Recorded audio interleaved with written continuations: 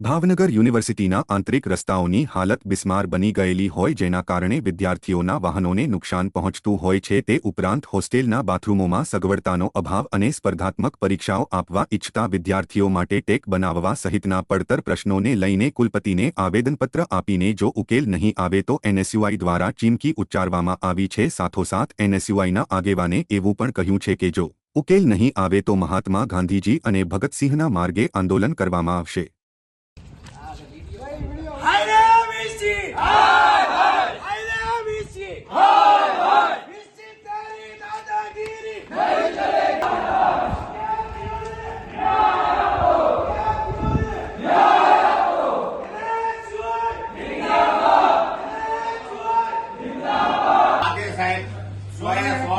નિરાકરણ લીધા સિવાય છોકરા અહીંથી જવાના નથી।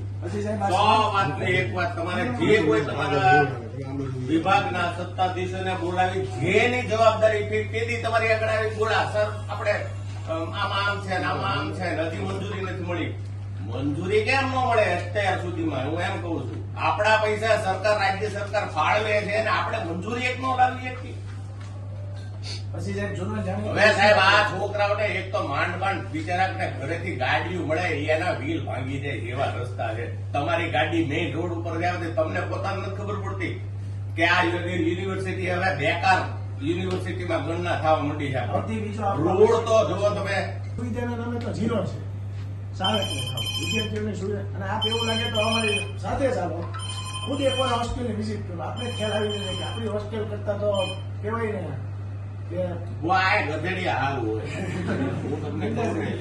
બીજી વસ્તુ સાહેબ એટલી ગ્રાન્ટ આપણે ફાળવેલી છે તો આપણે વાપરી કેમ ને શકતા?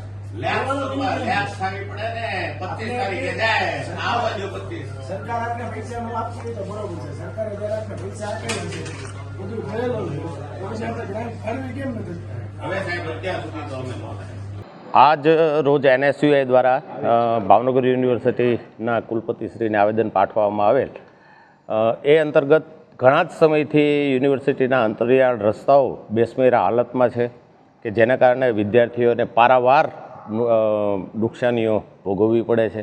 એમની પણ રજૂઆત કરી છે। સાથોસાથ અત્યારના સમયમાં પોલીસ, ફોરેસ્ટ, આર્મી જેવી ભરતીઓ ચાલુ હોય અને ફિઝિકલ એજ્યુકેશનની કસોટીઓ થતી હોય ત્યારે યુનિવર્સિટી પાસે દોડવા માટેનું કોઈ મેદાન નથી। હવે એ પણ રજૂઆત કરવામાં આવી છે કે જે આપણી યુનિવર્સિટીનું મેદાન છે એમની ફરતો વૈકલ્પિક વ્યવસ્થા ઊભી કરી અને એક ટ્રેક બનાવી દેવામાં આવે જેથી કરીને વિદ્યાર્થીના હિતમાં થઈ શકે। ગિરિરાજસિંહવાળા, ગુજરાત પ્રદેશ એનએસયુઆઈ છેલ્લા ઘણા વર્ષોથી યુનિવર્સિટીમાં આવેલી ગ્રાન્ટો પડતર પડેલી છે। ગ્રાન્ટોનો કંઈ ઉપયોગ થયો નથી। રોડ રસ્તાની ગ્રાન્ટો આવેલી છે, ક્રેક બનાવવા માટેની ગ્રાન્ટો આવેલી છે, શૂટિંગ રેન્જ બનાવવા માટેની પણ ગ્રાન્ટો આવેલી છે।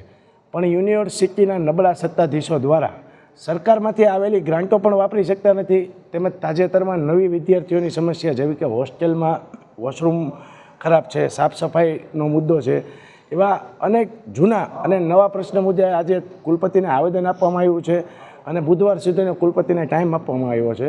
જો બુધવાર સુધીમાં કુલપતિ દ્વારા કોઈપણ નિર્ણય કરવામાં નહીં આવે તો યુનિવર્સિટીના વિશાળ વિદ્યાર્થી હિતને લઈને એનએસયુઆઈ દ્વારા ઉગ્રથી ઉગ્ર આંદોલન ચલાવવામાં આવશે।